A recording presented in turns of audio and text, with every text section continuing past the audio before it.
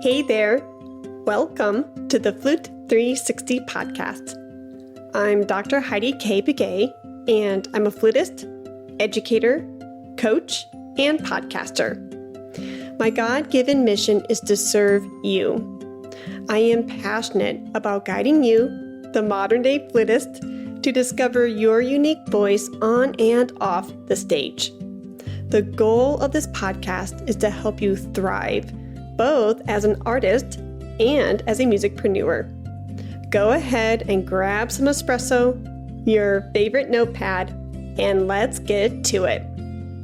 Today's episode 259 is titled Stepping into Confidence with Dr. Brielle Frost. Are you looking for the perfect flute or piccolo to take your music to the next level? Look no further than the Carolyn Nussbaum Music Company in Plano, Texas. Since 1996, we've been the go-to source for flutists of all levels with an unrivaled selection of flutes, piccolos, low flutes, and head joints from dozens of top makers. But we're more than just a music store. We are your complete resource for everything flute related with sheet music, instrumental accessories, teaching resources, and health information all under one roof. And our in-house staff of experts is always ready to help you find exactly what you need to achieve your musical goals. At the Carolyn Nussbaum Music Company, we're committed to excellence in all aspects of our business, from our top quality products to our friendly personalized service. And with an in-house repair staff certified in all major brands, you can trust us to keep your instruments in top condition for years to come. Follow us on social media to stay up to date on the latest news and events, and visit our website at fluteforyou.com to shop our extensive selection of flutes, piccolos, and more. Whether you're a beginner or a seasoned pro, the Carolyn Nussbaum Music Company is your one-stop flute shop.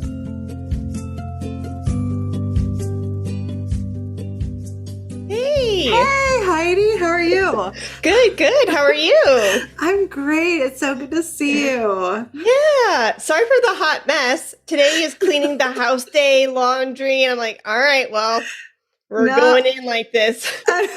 No, you look great. No, it's so good to see you. Thanks so much for having me on. This is exciting. Oh my goodness, my pleasure. And I'm glad that you are excited.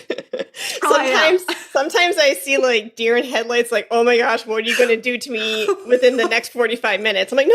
It's supposed to be fun. No, I love it. I've been a huge fan of your podcast. I love podcasts in general. So this is really, really fun for me. Oh, cool. Awesome. Have you had a podcast experience yet? No, this is my first one. Congratulations. Now you will be hooked and you're going to start inviting yourself into like all these other spaces and be like, I had so much fun with Heidi. I hope so. Yeah. Awesome. So what other shows do you listen to? I kind of bounce around a lot. Actually, I listen to a lot of like motivational ones, like motivational speakers, anything that kind of helps me to improve on life and stuff like that. So, That's awesome. Yeah. Is there anything specifically off the top of your head where you're like, oh my gosh, this speaker, this host is just to die for? Well, recently I've been listening to a lot of Mel Robbins. I really like her. Yeah, she's always a good one. There's a few kind of in my rotation, but I also listen to the Flute Center of New York. Oh, yeah. Yeah. You do a great job. Yeah. So that's always great. So I kind of have a rotation of things. It depends on like my mood every morning, but usually I put something on as I drive to work. Oh, yeah. You aren't alone. A lot of my Flute 360ers will say it's the commute and it's also chores. Yes. Yeah, me too. Like I will do dishes. I'll put on a podcast and I'll do dishes. I'll fold laundry. I just love doing things around the house. So it makes chores so much easier and faster that way. Now, is there a chore that you absolutely hate? Like I hate dishes. I hate it. I will clean everything, laundry all day long, but I hate dishes. Oh, I think I always hate cleaning the tub. That always feels like an effort. Yeah, like a big effort. Dishes is fine. Actually, I really like doing laundry. I like folding. Yeah. It's kind of it is therapeutic, is it not? It is. It's like this meditative time of just like folding towels and stuff like that. So awesome. Well, before I totally pick your brain on relevant flute things, I think it'd be awesome if you shared with the listeners like who you are, your background, and all that jazz. Oh, yeah. So I currently teach at Lamar University. I'm the flute professor at Lamar University in Beaumont, Texas. But I'm originally from Iowa. And so I was born and raised. I did my undergrad at the University of Northern Iowa. I studied with Angela Floyd there. And also for a year, I studied with Torleif Ander from Sweden. And then from there, after my undergrad, I moved down to Kansas City and did my master's at the University of Missouri, Kansas City with Mary Poses. And I stayed there for an artist certificate for a couple of years. And then from there, I went to Colorado to study at the University of Northern Colorado with James Hall. Yeah, so that's kind of was my route. You know, I like to say I took like the scenic route through different degrees, which was really fun and just really great. And then from there in Colorado, while I was finishing up my doctorate, I had an adjunct position at Western State Colorado University in Gunnison, Colorado. So beautiful, like nestled right in the mountains. It was like gorgeous. And then from there, I had I got the position at the University of Texas Rio Grande Valley down in Brownsville. Okay. So I was teaching there for 2 years. And then I've been here at Lamar this is my 5th year. Awesome. So, yeah. So I've been in Texas for about 7 years now, 7 years, which is wild. It's crazy how time flies. Yeah. Well, we are both Midwest girls. I'm originally from Chicago. And so when you said Iowa, I'm like, yep, that's literally my neck of the woods. Yeah. Yes, and then you're right. Like Midwest. I've been in Texas for 14 years now. Yeah. It flies by. It's wild. I mean, it's great. It feels so recent though, but yeah, it definitely done a lot. So it feels like, the right amount of time too. But it's just when you start adding up the years, you're like, oh wow, it's been a while. Yeah. Oh, for sure. And I think speaking of years flying by, my 30s, I cannot recall my 30s. Like this whole decade is a massive blur to me. Do you feel the same way or am I totally cuckoo? Yeah, the 30s were a bit of a blur. I mean, I was definitely in the thick of it in my doctoral program. But actually in my 30s, I found was like some of the biggest life changes. Oh my gosh. Like, because it was in my later 30s when I moved down. Like I basically got rid of all my things, just packed up my car for my first full-time position at UTRGV. So it was like there was some major, a lot of change, which was pretty exciting. So it probably a little bit later in life for, that happens for some people, but but really. When is it supposed to happen? Yeah. What is the timeline anyway? What am I doing tomorrow? I have no idea. If I get the laundry in the drawer, like in the dresser, life is good. I'm usually like, oh my gosh, what day is this of the week? I'm like usually off on a day. I'm like, who am I? Where am I? What am I doing? Okay. My husband, as he saw me doing the laundry, he was working on the couch and he goes, like next week is May. And I'm like, shut up. Don't tell me. I don't want to think about it. I don't know. even know how we are at the end of April. Like, don't mention May. Oh my gosh, just keeping the month straight, Yeah. I mean, it's sometimes you get so busy and so into what you're doing that you're like, oh my gosh, like February flew by and then all of a sudden like we're in another month. So Yeah. I kind of blame still the pandemic. Like, I still think it's an offshoot of these past 3 years that we have gone through. Oh yeah. Well, I remember during the pandemic from 2020, 21, 22, I kept forgetting what year to write when I had to like write a year. And I was like, what year is this? It felt like 2020, 21, 22, that everything was a blur between that. So Yeah. It definitely smushed. Yeah. So since we're speaking of like time frames and months, your academic year is wrapping up. How was this past year for you, and any new insights or anything that happened, within your studio that you would like to share? Yeah. No, this was a really, really great year. Really exciting. A lot of good stuff happening. I think, gosh, I think all of us we're pretty worn out from the whole year. Like me and my students, we're just kind of I think everyone's feeling at this time. But it was a really exciting year.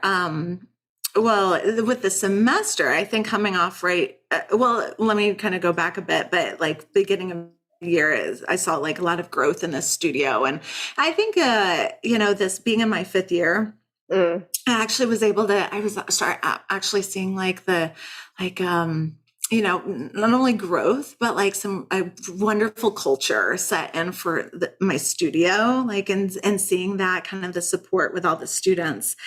And one of the things that we had set that we were invited, the proposal was accepted to perform at TMEA. So the flute studio was able to perform for that. So that was really an exciting experience for all of them, kind of like one of the highlights that we were kind of leading up to that moment in February, and then just kind of everything has been kind of coming down from that moment. So that was a really great experience, because just for them to kind of see what it's all about, connect and see the, go to hear clinics, go to hear these inspirational directors and speakers, and kind of like start getting involved a bit more with that, since a lot of them, their goal is to be a band director and be in that kind of environment. So that was a big thing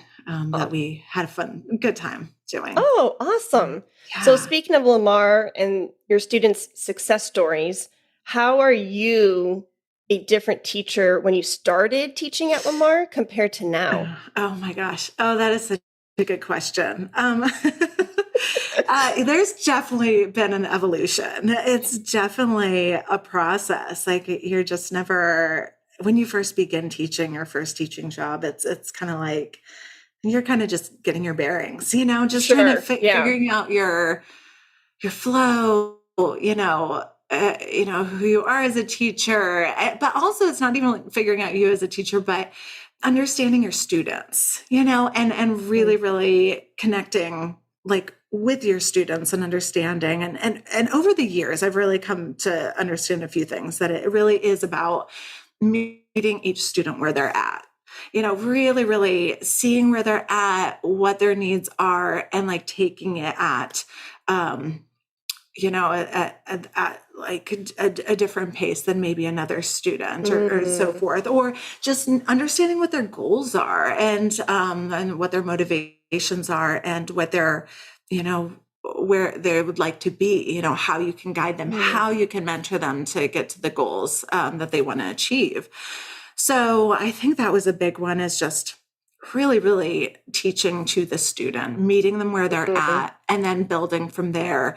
But also too, as a teacher, it really is about like, gaining their trust, especially if you're if you're a new teacher, the first year or two, if they, if they had a great connection with the previous teacher, it's a matter of like, stepping in and kind of slowly, like it's a kind of a gradual process. You know, you kind of have to approach it really, I think kind of gradually, just so that they can kind of like understand and see, oh, okay, this teacher has their, you know, my best interests at heart, and that I can really trust them, enjoy working with them, and so forth. So I think that was kind of a big thing that I had to experience as well.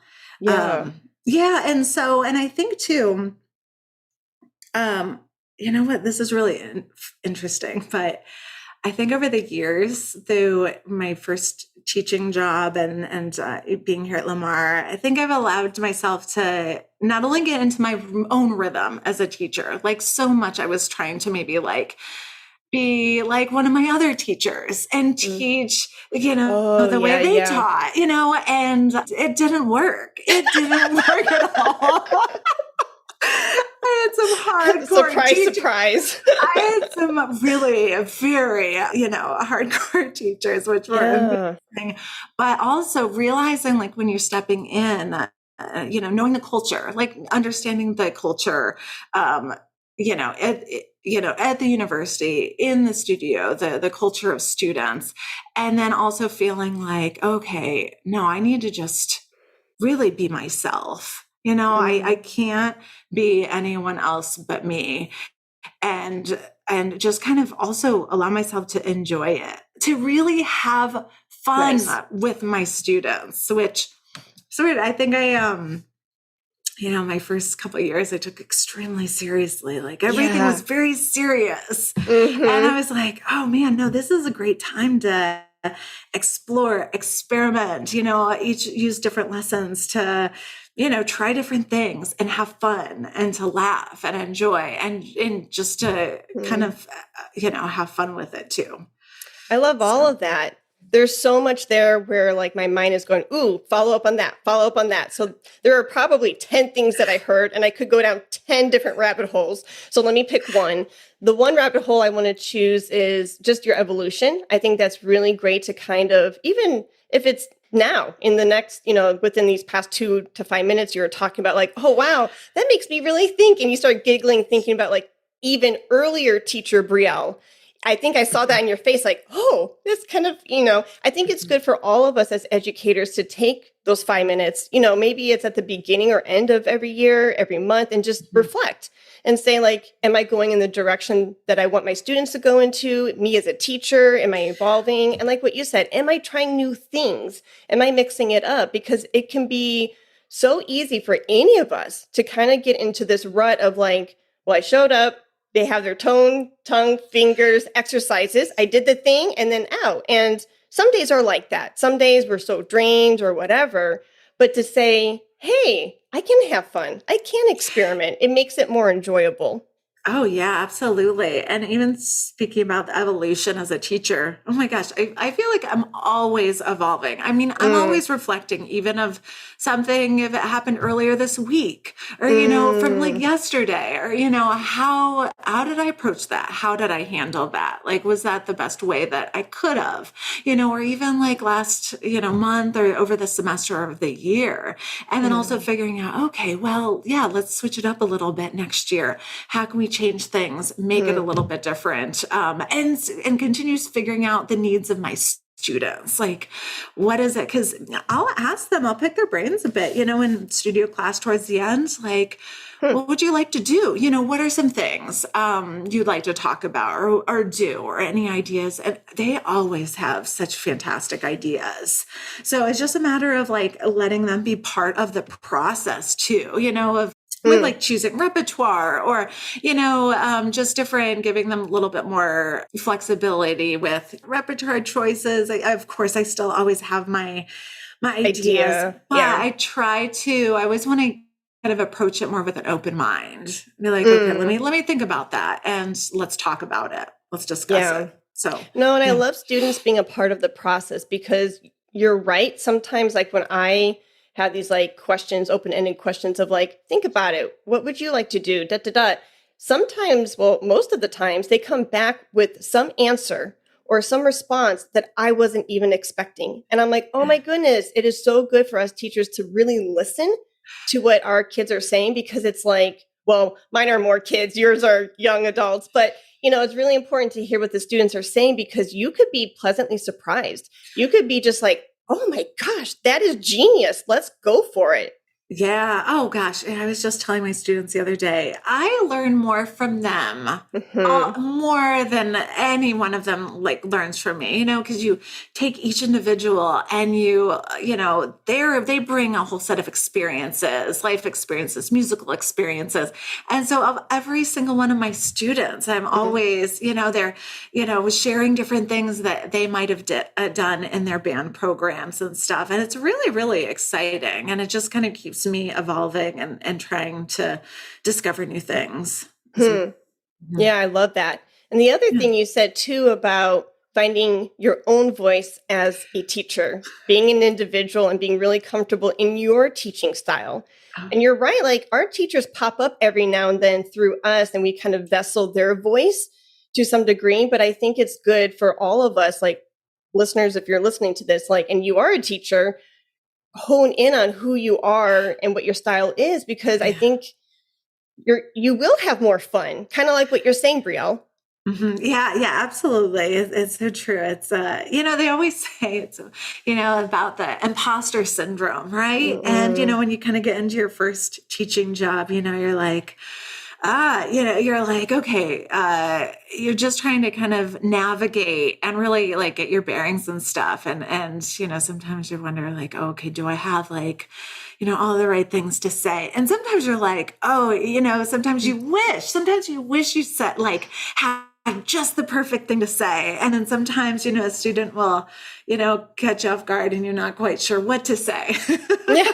but it's kind of after a bit, it's especially right after my doctoral program. I mean, I was just so much threw myself into my, studies and flute and stuff like that. So of course your teachers, their voices are the most prominent voices in your head, and all of your experiences, that's what you're drawing on, every experience that you've had with them and how they approach it with you. So of course you draw on amazing things. But then I think that one component that I forgot about that I can think can be easily forgotten about is being yourself, just really, really relaxing and settling into, who you are as a teacher, how you want to come across, how you want to, come to the table, each lesson, and how, you want to mentor and make an impression on your students and what you want them to come away with at the end of their, musical studies with you. Yeah. No, and I think, for all of us, because I can resonate with this and I empathize with anyone who's maybe struggling with finding their teacher style or voice, because we don't want to do our students wrong. We want to give them the right information, things like that. But there's an element of trust, trusting yourself that you've gone to school, you've done what you need to do, and then kind of getting off the page and saying, let's experiment. Sometimes when I experiment with students, I'm like, okay, let's find a better placement of your tone, or, and I'm going to be curious, and I'm curious in the moment, let's try this, or let's try that, something off the page, something off the cuff that you're just I think this could really work. Now, sometimes you can nail it and you're like, oh, that was great. And other times, I don't know if you've been there, but I've been there where I'm like, hey, let's try this, Jane. And then you see the lost look on Jane's face, and they're like, I don't get it. I'm like, okay, that's fine. Let's try something else. Right? Oh, I've been there, definitely. Yeah. I mean, it's great. I mean, sometimes, it's really, really fun and pretty exciting when sometimes I've stumbled on something well, let's try this one thing or something else. And then all of a sudden stumble on something and you're like, oh my gosh, that was genius. That was amazing. And then I'll try the same exact thing on another student, and I'll say the same exact thing and it doesn't resonate the same.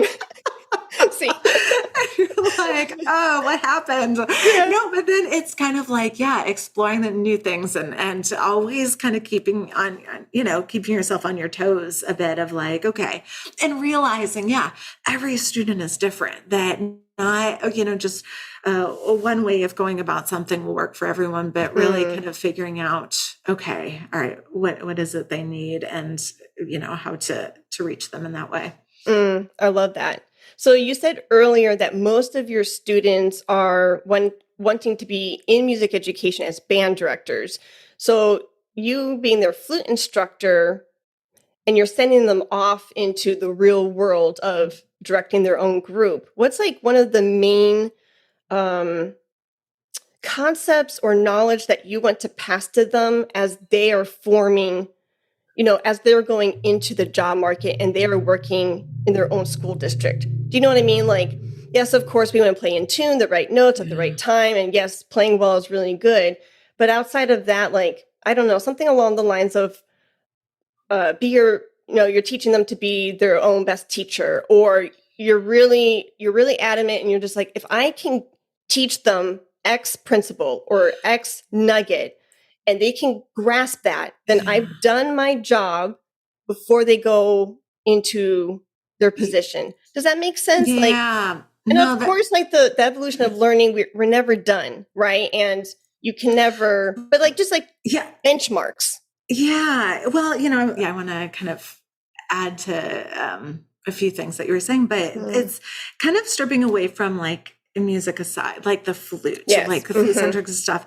I just was having this conversation with a student, but the idea of like, keep pride in excellence, and like really, really showing up. I think like more of anything as they're going, into their careers and so forth, I'm always trying to have like instill kind of more the like life skills first off, first and foremost, of course, of like balancing, organization, a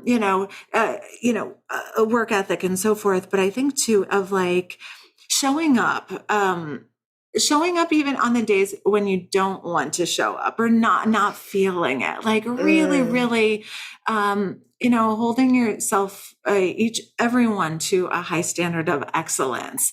And also coupled with it, I really firmly believe just leading by example. Leading by example is so, so powerful. And just like how, with, in my teaching, if I, say something, I want to make sure that I'm also doing the same thing, or whether it's in studio class or lessons or in performance and so forth. But, and also like doing the hard things, it's great to, of course, it's great and easy to do all the things that you love to do and enjoy doing. But with anything in a job, even as much as you love it, even as much as you're passionate about, there's always going to be a component that you're not that thrilled to do. Whether it's like an administrative side, organizational side, like the nitty gritty, the things that you don't visibly see. It's that understanding of like showing up, first and foremost, showing up, provide as much excellence, bring excellence to in every aspect of your life. And it might like look different, some days, it's just, we try our best and you kind of keep going, then the next day and try better, but that kind of aspect. So, I hope some of those things that they would like instill in their students of like that idea of excellence and that kind of dedication and, going up on the days that feel a little harder too. Hey 360er, I have a question for you. Are you tired of practicing endlessly with no real guidance or community to support you? Do you dream of taking your flute playing and career to new heights, but aren't sure where to start? Look no further, because the Flute 360 Accelerator Program is here to help. Our program is designed with the modern-day flutist in mind providing you with the tools and resources you need to succeed in today's music industry. With our mastermind group, masterclass, and pocket coaching, you'll have access to personalized support and guidance every step of the way. Say goodbye to the isolation of practicing alone and hello to a thriving community of like-minded flutists who will support and motivate you. Our Evergreen program allows you to join at any time, so you can start accelerating your success as a flutist right now. Don't wait any longer to take your flute playing and career to the next level. Enroll in the Flute 360 Accelerator program today by clicking the link in the show notes below. The next meetup is scheduled for Saturday, August 26, 2023, from 11 a.m. to 1 p.m. Central Time. Remember, though, you can enroll at any time. We can't wait to see you there. I have a funny story about that. I had an aha moment, and it was a really good learning moment for me, and it was a friendly reminder around the lines of what you just said, like showing up even when you don't feel like showing up. I went to go a couple months ago and get a massage because playing flutes and my shoulder was all tense. I'm like, all right, I'm going to give myself an hour massage and go to the spa that I like to go to. And the masseuse who I've seen in the past has always done an incredible job. And that's why I returned to her. But you could just tell, like, when we were getting ready for my session, she just was not herself. She just seemed less energetic, not really wanting to be there. She didn't say anything specifically, but you just felt it. And, as the customer, I was like, oh, that kind of stinks, because you look forward to your massage. You look forward to that time to relax. But the energy was just off, and she did okay. It wasn't her best. And I was just like, because at one point, I kid you not, Brielle, well, I'm an open book. This is going to sound wonky, but my listeners know I don't care. She literally took my leg and she was just like shaking it. And I understand, like, there's a technique to that, but it wasn't a shake where I have intention behind it. It was just shaking the leg just to shake the leg. And I was just like, I could have my husband do this for $100. Like, that's not hard. But so anyways, I got dressed, I got done with my session. And then I thought afterwards, my initial reaction as a human was, man, I feel like I blew $100. That was a waste of money, a waste of time. But then instantly I was like, wait a second. She could have just had a bad day, but she decided to still show up for herself. She decided to still take responsibility of her work and honor her appointments. And she did the best she could, even if it was at her 50%. That day was not her 100%, and that's okay. She still showed up. She still tried her best and gave her best at wherever that was. And it was like this huge, like, I don't know, it was just a friendly reminder. And, we're human, and we're going to have those days. Yeah. Yeah. You saying that also reminded me of a conversation I had with a friend. It was kind of regarding, of course, with teaching and stuff. And this was kind of circling back to the idea. Do you have a leg shaking story too? No. You can throw in? I wish I did. Okay. I cannot believe I shared that story. I don't care. I really don't. I have shared worse on the show, Brielle. Sometimes, like, Eric will look at me. He's editing the show. He'll stop it. He'll look up at me and be like, "You're going to hit publish?" I'm like, "Yes, I am." So are we keeping the leg shaking story? Totally keeping it. That would be great if I was like, actually, I have a leg shaking story. Perfect. And then I would feel less embarrassed. That's okay. You don't have to you can make up something for me right now so I could turn like less red.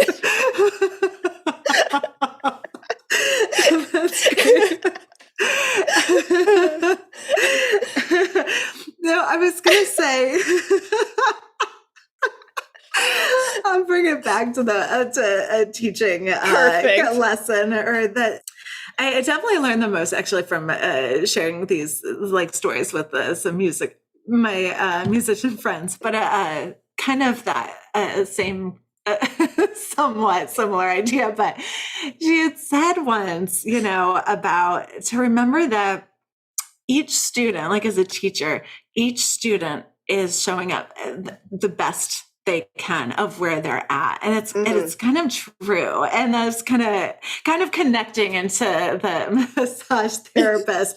But the idea of like each person, if you're working with, is showing up with the best they can for that day, or if it's the week or wherever that's at, and to really have to, take that. Yeah. Understand that. And I think that actually helps kind of like alleviate any type of like any other like expectations that like one might have as a teacher of like, of course we hold expectations of like, oh yes, reaching this benchmark and getting the scales and being able to play this like at this tempo and blah, blah, blah. But I think too, it kind of also highlighted the idea of teaching the individual, teaching the student of where they're at. And each one is coming with, their best for that time period. Yeah, no. And that reminds me of what you just said of just thinking of my evolution of as a teacher. Like there are some things like even this week teaching in my home studio, there were some things that came out of my mouth and I was like, I'm so proud of you, Heidi, because there was more empathy, like a student came to me and said, I'm having a really rough time juggling soccer, theater, and music. We just had STAR testing. We just did UIL. I really am like stretched thin. I barely practice. I'm like, that's totally fine. Let's sight read some duets and have some fun. Not that when I was a younger teacher, I wasn't empathetic, but I think I was more stern in the sense of like feeling the responsibility of getting those flutists, especially in Texas, at a certain level, because the band directors and the culture at the band program sometimes in these ISDs is set so high. And when I was a younger teacher, you felt that pressure. And of course, it's good to like raise the bar. But when you are a newbie teacher and you're finding your own self and, your style and your lesson plans and your regimen and all of that, it can be a lot. And so you're like, okay. And you hear something like that, backtrack 15 years. If I were to hear something like that 15 years ago, I still would have been empathetic, but I think I still would have been like, all right, we got to keep going. And sometimes you do, but like in that situation last night, for example, like I can see how, in the 15 years I've been teaching, for me to go, nope, everything down. We're going to do something fun. I was proud of myself in that moment because I don't think I would have done that 15 years ago. Oh yeah. No, yeah. I agree. Yeah. I wholeheartedly agree that idea, sometimes as a teacher, you get in these, with these expectations of these benchmarks and, no, this and this and this and this and so forth. And yeah, I think again, it kind of goes back to the evolution as a teacher, first starting out, you're like, let's keep like powering through and so forth. And I think just gives you a little bit more empathy, more perspective on kind of how to approach different situations. Yeah. So the other thing, speaking of students and studio culture and things like that, listening to my students, for some reason, more than lately compared to other years, it feels like the problem of and coping with performance anxiety has never been higher. And I don't know if it's because it's an offshoot of the pandemic. I don't know if it's because, I don't know. I really don't know. And I made some connections in my head as to why that is, but I don't know if you've seen that lately.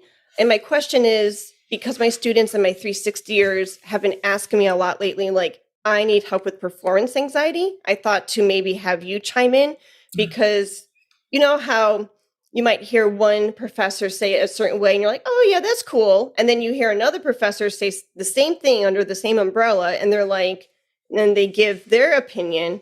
And then for some reason it's magic because then you hear version A and version B and version C, and then you connect the dots and you're like, oh, let me try that, or I get it. So I kind of want you to chime in because I've been saying the same thing over and over lately. Yeah, performance anxiety is always a topic my students want to discuss. I mean, anytime that there's a guest artist coming in or a clinician, they always want to, ask about that. It's definitely something that, several of my students struggle with. And so it is definitely a topic of conversation. And it's great. I mean, I definitely always love it when guests will talk about it and so forth. And my students, they take it in, they take in the words, they understand, and this and that. And there's always, then it's the part though of like the putting it into practice. And I think one of the biggest things that when I always think, talk about it, with my students and so forth, or my thoughts with this is that, first off, I think I always want to talk with my students and make sure that you're prepared, that set the foundation of real preparation and really be honest with yourself of have you done the work? Do you feel prepared? Do you know the part? Do you know the flute part and the piano part? Do you know what's going on? Have you done lots of listening and so forth and done all the technical work and the musical work that's needed? And so I guess from there, it's like, making sure that basis is covered. And sometimes I think that's a really good conversation to have with students. But then also, I always tell them, you play more, play for everyone. It's something that, I mean, you can listen about performance anxiety from someone else. They can tell you about it. You can read about it, but you have to put it into action. And the only way that you're going to get a little more comfortable over time is the more that you play in front of people. That can be sometimes the biggest barrier for students because they don't want to play for people. And I tell them just play for one friend, one person, bring them in the practice room, or, play for, a few people, play in different spaces, in different rooms, like in the practice room, in the large room. If you're able to play in the space that you're going to be giving a recital, practice in that space, play in that space, feel the space, sit in the chairs in the audience, sit, in different, see the room from a different angle, walk around the room as you play, feel it even more, connecting with it. I also tell them so many different things. Cause for me, I'm always like, okay, I'm a doer. If I'm what do I need to do? Let me check these boxes. What can I do to kind of keep, feeling okay, let me try and, cover all bases. And so I definitely try, do all of these things myself. And I always tell them to record yourself. Record yourself. Not only just recording yourself can sometimes get you nervous, whether it's a video recording or an audio recording, but also you can listen back and usually you hear yourself and you're like, oh, well, that's not as bad as what I thought. Usually they'll think, oh, okay, that's pretty good. Or they can figure out, oh, wait, no, I want to change this and this. Let me try that again. And so they can really correct, or they can really fix something that they want to within a given time. So I'm a big, I always want my students are always recording something every week for their lessons anyway. But stuff like that, I think, things like that can really help. I've talked with, someone had once said, years ago, if you shake three people's hand, shake three people's hand in the audience, or if you have a chance to talk to someone, if it's in the lobby before you go out, if you connect with some of your audience members beforehand, it kind of humanizes the whole experience. Instead of oh, it's me versus them kind of feeling. Yes. I also talked to some students and I've noticed some students get more nervous if it's in a large room, with a large crowd, or some get very nervous when it's a small room with a very intimate setting, which I think is really interesting. I think it's important to know how you feel with different spaces, and understanding if you can play in that space, understanding that situation. And also too, I think it's important to understand maybe how you react, or what works best for you before a performance. Like, do you calm yourself? Is it better for you to sit in a silent, quiet space by yourself, to get really, really focused, just kind of be all by yourself and give your time that space to breathe and so forth? Or do you like to be chatting and like still laughing with people and, before you go on stage? I'm always like that person. I like to, chat and talk and kind of keep that energy before going out on stage. So I think there's a lot to do with, knowing yourself and knowing like how you experience different situations. But again, you don't really know all of that until you've had many experiences doing that. So, finding any chance to play, whether it's at church, maybe it's a retirement homes, playing for relatives, family members, friends, and so forth. I think that can helps at least you understand, like, okay, I know this is what happens when I get nervous. So it's not so unfamiliar. And then you can be like, oh, I recognize this, I recognize how my body is feeling right now. Taking some breath work, breathing. I definitely love taking long, deep breaths, breath work before performance, to calm down. And then also another huge component that's so important is just visualization as well. Like trying to put yourself in that in that space, in that mindset. And even one other thing I'm going to add, self-talk. One more thing is so important, because I will work with students in their lessons, and they are already like, their self-talk is already, negative? they're like setting themselves up in a, not in the best position. I said, we're not even there yet. We're just playing this etude. Yeah. We've all been there. So I think it's a lot. I know that was a lot, but I always try to talk through give as many tools, many ideas as possible for students that like tangible things that they could do. They could be like, okay, let me try this and this and this. Like, I'll try and play for, 5 people this week and so forth. And so that they can feel like maybe they have they have more control of the situation. So it's not just controlling them. No, I love it. Be curious, experiment different things. What may work for Joe may not work for you. And you have to actually embody it and actually put it into practice, because you're right. Like, you can read up on it all day long, but if you are not actually trying these things out, whether it is deep breathing work or it is, yoga or whatever your method is, you won't know. And then, of course, every situation is different. Every concert is different. But if you know, like, oh, I always get sweaty palms, and just having that handkerchief nearby can be a relief, just to be like, oh, okay, this is expected. I know that this is something that I could see, and it's not going to startle me. It's not going to throw me off course, because it's like, yeah, sweaty palms is my thing, and then I'm going to work through it however you want to work through it. But yeah, no, I love that. And I love the handshaking of the audience members. I have never heard that before. I do something similar where if I speak to the audience and talk about the piece, talk about the progress, for me, that's the humanizing element that I need. You're right, because for me at least, it can feel very like me against them. Like, they are in a dark area and they're like watching me perform. And the other thing to shift in my mind is, I'm not performing, I'm sharing. So if I change the word, it has a different feeling in my body. Yeah. And then it feels more approachable. Like, I'm sharing with a friend, I'm sharing with another human being.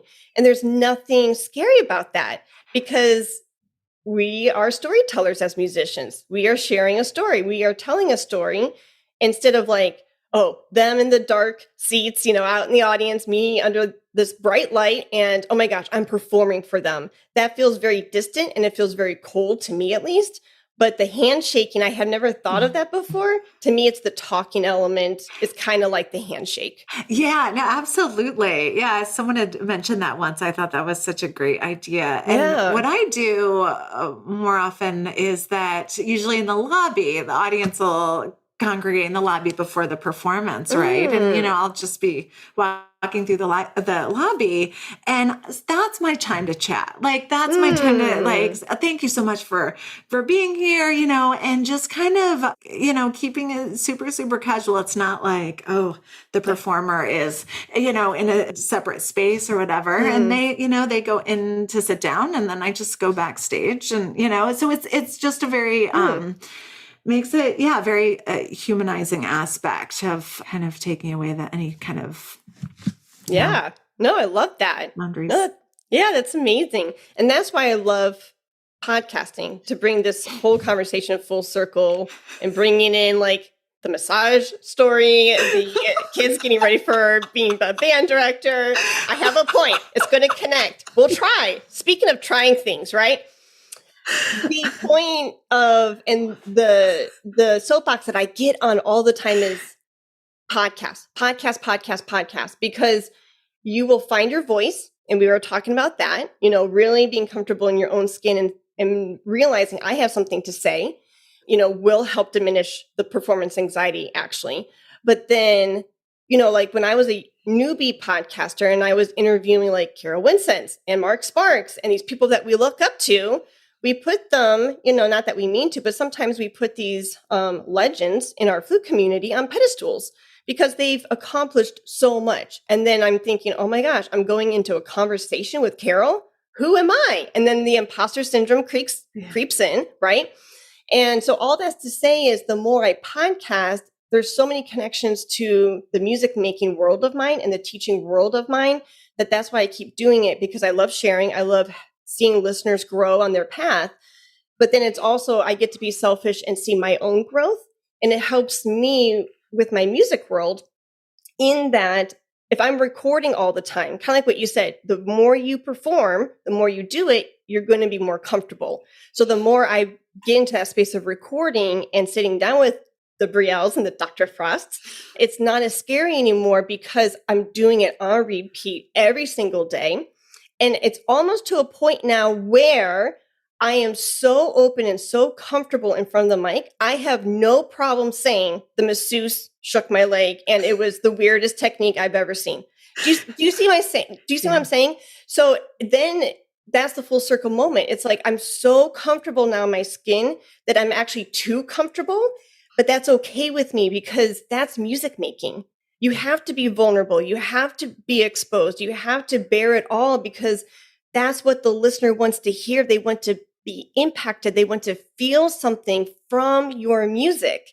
And if you can get into that space of vulnerability and being like, I have no problem saying that, massage hour was weird or whatever, that's good that you can share that because then that means that, what's the worst that happened? We giggled at it and we moved on. Do you see what I'm saying? And then people are going to say, oh, that's happened to me too. And they're going to resonate with it.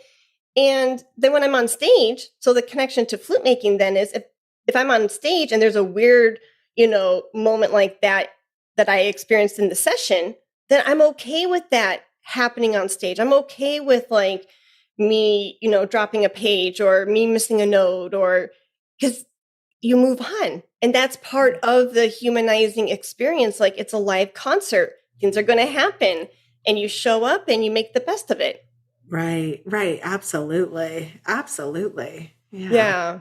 So my thing to anybody is like for your studio or anybody's studio out there is like, you are always, all of you, Brielle and your studio and anyone's studio, you're welcome to bring your students into Flute 360's world so they can get a taste of podcasting, see if they like it and see how it could potentially like transform their music making and help them with things like performance anxiety, because now we're practicing away from the flute and we're practicing on ourselves and we are, and then there's so many layers to it. I won't get into it again, but there's so many parallels. And so that's my thing that I always kind of go to, Brielle, is podcast. I want more people podcasting because so much of my music making has increased and blossomed because of the show. And I don't know, I'm just indebted to the platform for that reason.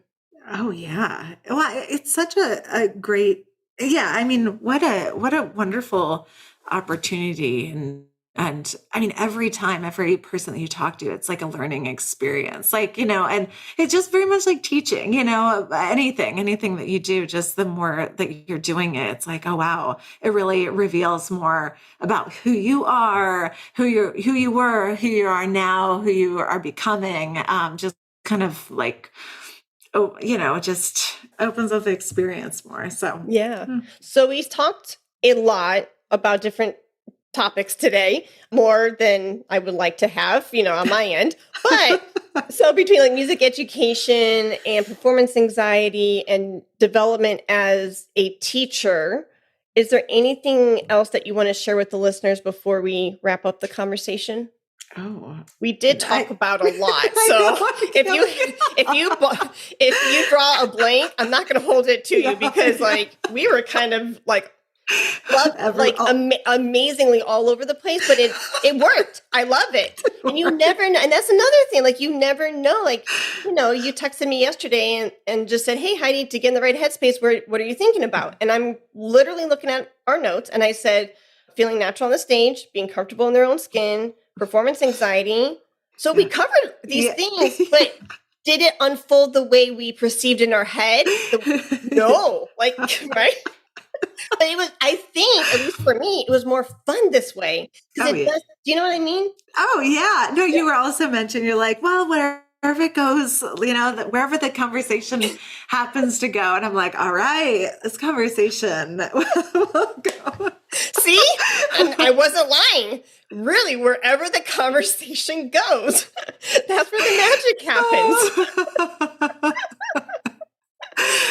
Oh my At least, gosh. literally, I kid you not, at least it's to the point where what you see is what you truly get. Like, there is no, if you were in my home, and I think you got, and exactly who you are today too, and I want to thank you for that.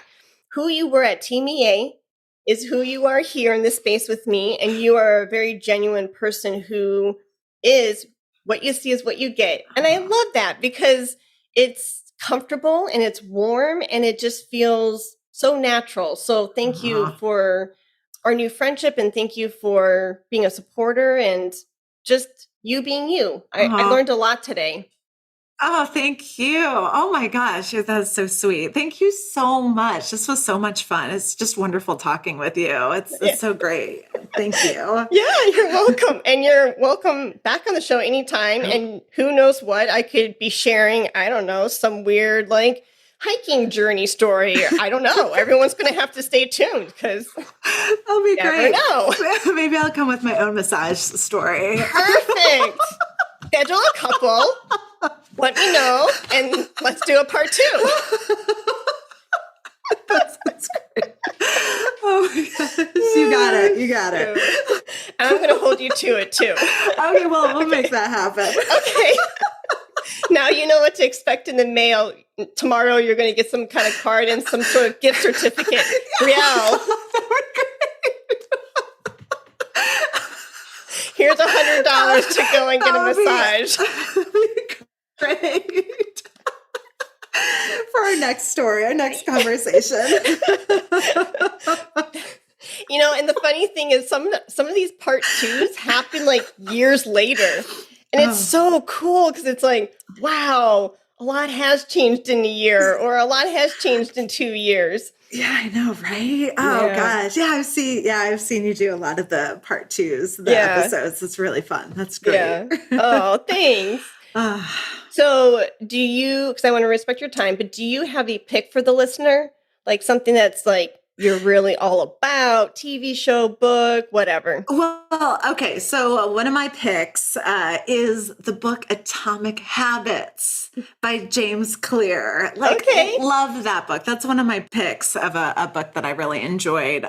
I read it, I want to say a couple of years back, or it was in the midst of the pandemic. I was part of like a book club, and read it and loved it. I loved it so much. I emailed all of my students and I was like, you've got to get this book. You've got to read it. It's so great. Some great things, habits you can instill throughout your day. So, and anytime that someone else has mentioned that book, I'm always like, yes, it's such a great book. I'm always in agreement. So yeah. Have you read that book? Not yet. Not yet. I've seen it on everyone's like Instagram profiles and stories, and I've seen it everywhere. Like I can imagine the gold, splatter on the book cover, but I haven't read it yet. It's on my to-do list. It's like a little Instagram post, like you connect through Instagram. So there's like these little, daily or weekly posts. I forget how often, but like little habit stacking kind of tips and so forth. That's really, really useful. So cool. Yeah. Awesome. Well, thank you for that pick. And I hope that you have a blessed rest of your academic year. And thank you for carving out time from us. And I know the listeners will definitely eat up the content because you listed off probably like 5 or 6 amazing tips for performance anxiety. So thank you for that. Oh, good. Hopefully some of that stuff helps. It's a really difficult thing I know to work through. So I definitely understand, but hopefully something kind of resonates. Yeah. Awesome. Well, thank you, Brielle, and you have a good day. Thank you. You too. Bye. Thank you for listening to the Flute 360 podcast. If you want to be a part of a flute community that you can call your own, please join me and other 360ers in our private Facebook group. Here, we hold discussions that matter to you, share our latest victories, and support each other through our musical endeavors. All you have to do is click the link below to join our private Facebook group called Flute 360 Family.